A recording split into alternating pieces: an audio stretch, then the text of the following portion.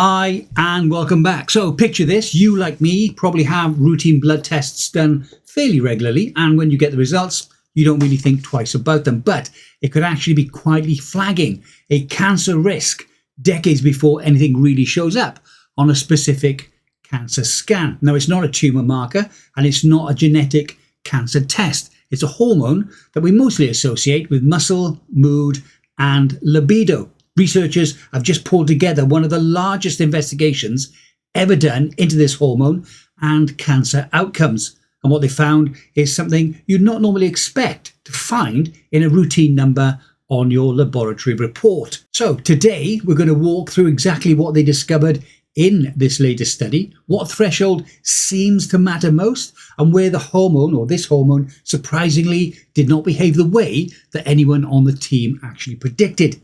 If you haven't already guessed, the hormone in question is testosterone. For years, its connection to cancer has been murky at best. Now, we know that testosterone drives cell growth, which is exactly why some doctors have long wondered whether having more of it or less of it may actually tip the scale when it comes to cancer risk. Some assumed that higher testosterone would fuel tumour growth. Other experts figured or guessed that lower levels might be the safer, more protective state. Neither guess actually turned out to be quite right, and the real answer only became clear once the researchers had enough long-term data to actually test it properly. That's instead of relying on assumption from small population, short duration, isolated studies.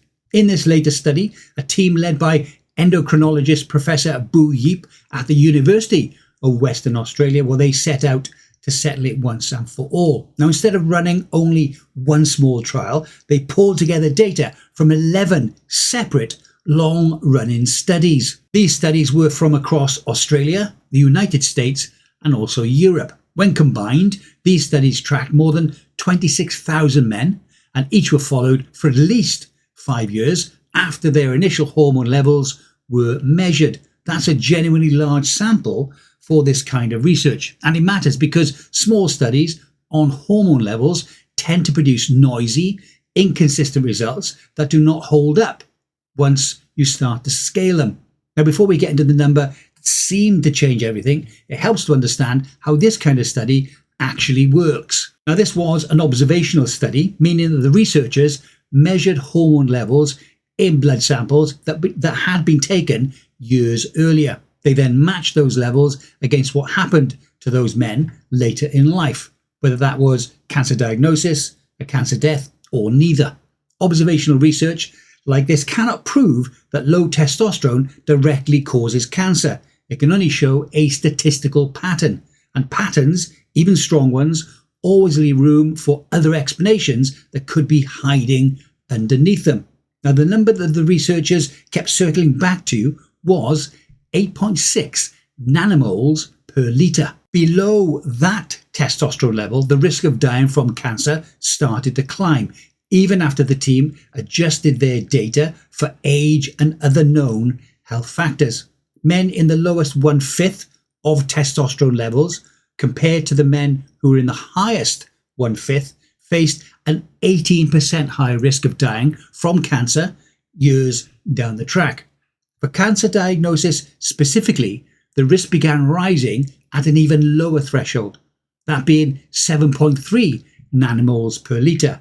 For context, young healthy men typically sit somewhere between 10 and 30 nanomoles per litre. Now, if you follow the channel regularly, you'll know I've been testing my testosterone levels since October 2019. These are those results. Feel free to pause the video if you want to check, zoom in if you like, and look at all the scores. But my latest check, that was in November of last year, was 887 nanograms per deciliter. That translates to 30.78 nanomoles per litre. So at the age of 61, I was just over the young, healthy man's bracket.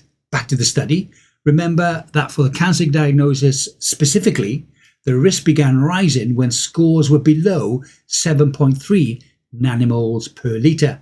Now you know the numbers. That was well below the healthy 10 to 30 nanomoles per litre that a healthy young man should actually have. Now, before we get into the twist in this study that actually turned up, if hormone data like this is the kind of thing that helps you make sense of your own health, please go ahead and hit the subscribe button, because we break down studies like this every week on the channel. I like translating this kind of research into something we can all use to extend our health span, and in some cases, in this case, our lifespan too. Now, back to the findings, because there's a part of this study that did genuinely surprise all of the researchers, and it involves one cancer that you'd expect testosterone to be most tightly linked to. I'm guessing you, like me, before I read the study, would think prostate cancer, because of all the cancers that would track most closely with testosterone, which it does. The prostate is especially sensitive to this sex hormone, and reducing testosterone is actually a standard treatment once prostate cancer has actually been positively diagnosed. So the researchers went in expecting to find low natural testosterone to either raise or lower prostate cancer risk in some measurable way. Instead, they found nothing. There was no meaningful link at all between a man's own natural testosterone level and his risk of developing prostate cancer. Professor Yeep actually called this out directly, noting that despite the long assumed connection, their data simply did not support that existing theory. If testosterone itself was not the signal for prostate cancer, then something else clearly was. The researchers found that men with lower levels of two other hormones, the first being sex hormone binding globulin, often shortened to SHBG, and the second, which was luteinizing hormone, both faced a higher risk of prostate cancer diagnosis. The first, SHBG, is essentially a transport protein that carries sex hormone around the body in our bloodstreams, while the second, luteinizing hormone, is produced by the pituitary gland to signal the testes to make testosterone in the first place. This tells us the prostate cancer risk may be tangled up in the broader hormone signaling system and not just in testosterone. Now, it is worth being careful about what this study does and does not claim, because the researchers were explicit on this point. Low testosterone is not being framed as a direct cause of cancer. The team was clear that this is not the green light for men to go and start taking testosterone supplements, hoping to up their testosterone and lower their cancer risk. And confounding factors really do matter here too.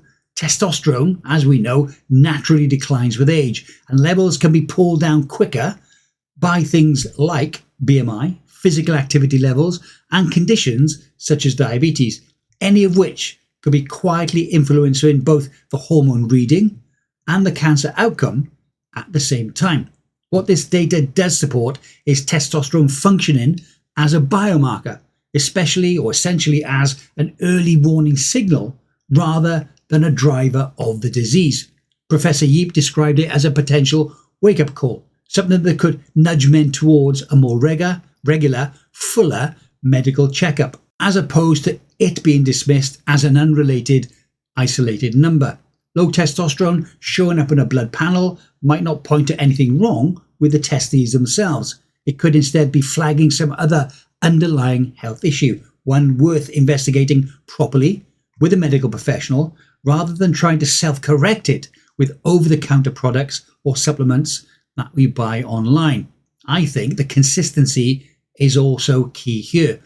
One test a year that may flag up a problem may actually not be a problem. If you test three or four times a year, that one test could actually be an outlier. Now, I found that having results that go back years when I visit a doctor is actually very helpful indeed. I have spoken to doctors who, when just looking at my latest test, whether that be blood sugar, LDL, etc., have started to talk about redoing the test and ordering other tests as well.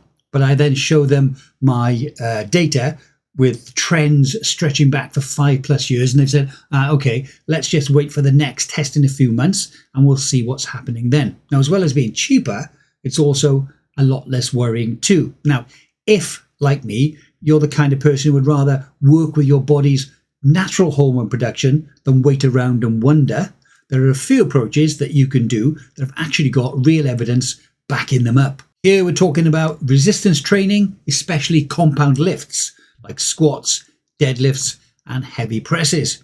These have been consistently linked to healthier testosterone responses in men who train regularly. Short, intense bursts of exercise, the kind you get from interval training, CrossFit, HIIT, etc., tend to support this more than long, steady cardio sessions alone. Sleep quality also plays a bigger role than most people actually expect too, since a large share of daily testosterone production happens during deep sleep stages. Now, if you follow the channel, you'll know resistance training and sleep are both top of my priority list. Indeed, on more than one occasion, when a doctor has looked at my testosterone levels as a 60-year-old when this happened, they've asked me how much TRT I'm actually on. For the record, I'm not on any kind of TRT. Let's now turn to supplements as opposed to drugs, specifically zinc and vitamin D deficiencies. These have both been tied to lower testosterone levels in men, and correcting an actual deficiency rather than megadosing blindly tends to be where the real benefits start to show up. DHEA, a hormone precursor your adrenal glands naturally produce, is another one that researchers have studied specifically in men with age-related testosterone decline. Although DHEA results have varied in studies, it's worth discussing with a medical professional before you actually think about adding it, because it can interact with other hormone levels in ways that are not always predictable or fully understood at the moment. There are other factors to consider here. Lifestyle factors, things like stress. Managing chronic stress matters a lot too, because elevated cortisol over long periods of time can suppress testosterone production. Now, stepping back from all of this, the real takeaway is not that a low number on a lab report should send you into a blind panic. It is that hormone levels are not just about energy and/or libido. They are just one more piece of information your body is actually handing you, which lets you know about the rest of your systems and if they are running correctly. A single low testosterone reading is not a diagnosis of anything, but it's a reasonable prompt for you to sit down with the doctor and look at the bigger picture rather than letting one number sit unexamined on your file. Now, we will keep tracking research like this as it comes out, because the story around hormones and long-term health is still being actively written, and the details keep shifting as better, larger data sets start to come in. Now, if you, like me, are supplementing as a way to naturally keep out of the deficient range, or you're thinking about it, I put links to the companies I use in the description below. Now, I do supplement with vitamin D3 and zinc, not DHEA yet, but there's a link to that too if you're interested. And if you do buy from one of these companies, please feel free to use the code MyNMN at checkout to get between 10 and 15% off.